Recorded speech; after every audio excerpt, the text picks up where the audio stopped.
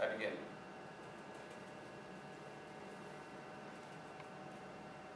Well, my name is, and I happen to be Ty's aunt, and somebody's grandmother, and a granddaughter, which is what you're talking about specifically. John Brodus Watson was his name. Was born, and I have to tell you, I can never remember this, if it was Greenfield, North Carolina, South Carolina, but it was somewhere down there. Was born into a really crazy family. His mother was a wild Baptist who used to do twirling around and speaking in voices, and speaking in tongues, thank you.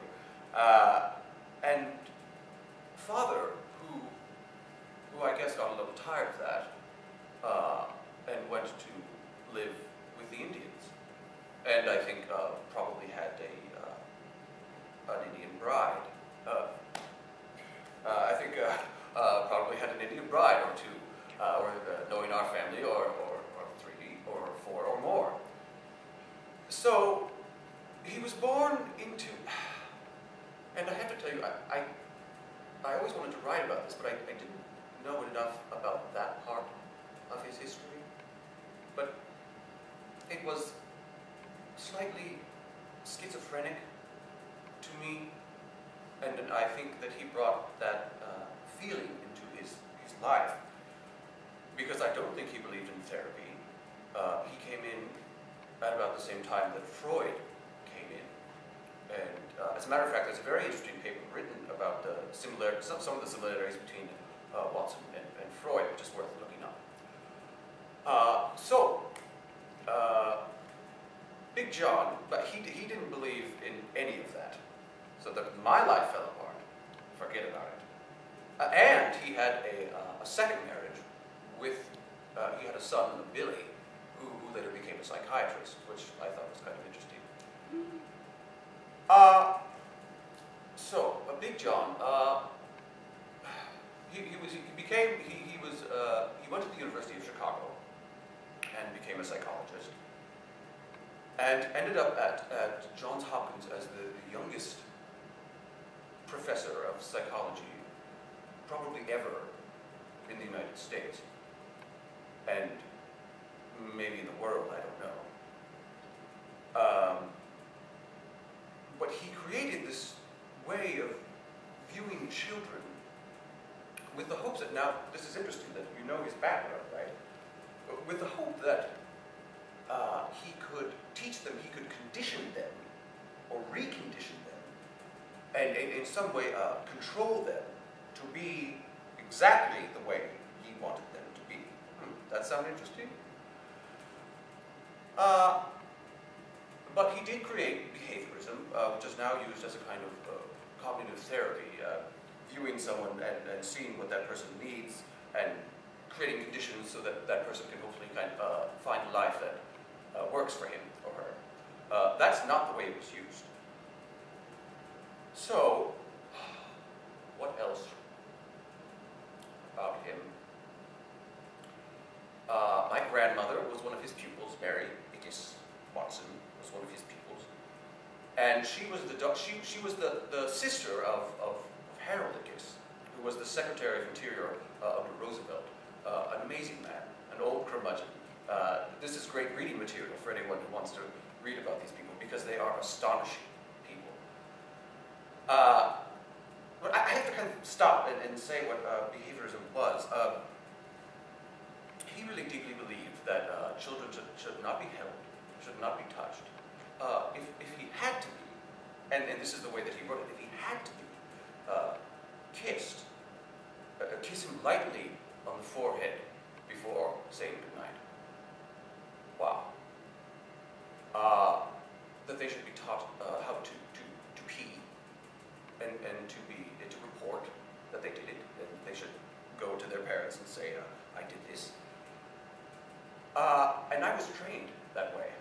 Yeah, that was a fun date.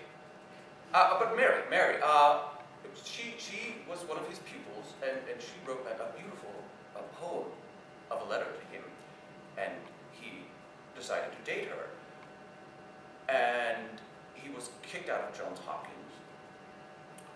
that that's when he began working as the CEO, president of J. Walter Thompson. And Big John was the creator of, how do you call it? Impulse buying, absolutely impulse buying. But no, the other one, which was not forced, but manufactured obsolescence, thank you. So that you would buy a car, and the car would only work up to a certain point, and then you would have to buy a new car. Yeah. I end. Okay, this is Rich's moment, family recipe tug of war. We begin.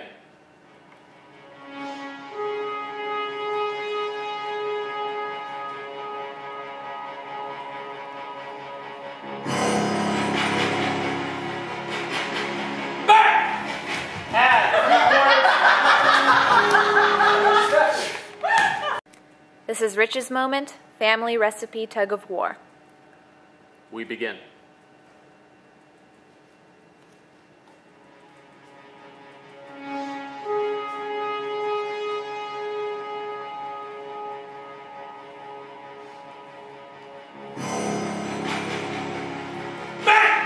Add 1/4 cup Have you been eating? to 2 sticks of softened. Have you even looked for a job in your home? Add half a teaspoon Mom, we need to have Christmas with his son this year. to 1/3 cup Every cousin except you will be back here next year. to 1 tablespoon You need to call your niece, nephew, and uncle, grandma, and grandpa more often. Blend 1 tablespoon Sorry I didn't call yesterday, Dad. We're really busy over here. with half a cup There's no way I'm flying on Thanksgiving. No way. and 1 bag. We need your dates for family vacation next year. Stir in 3 teaspoons Why don't you guys ever come here to visit? to 1/4 tablespoon There's minced nothing for me to do there. with 1 pound raw. I just need to go. Finally, add 4 cups of diced What's wrong with living in Lennox Stanwood? I love living here. to 1 small dash. I just don't know if Grandma will be around next year.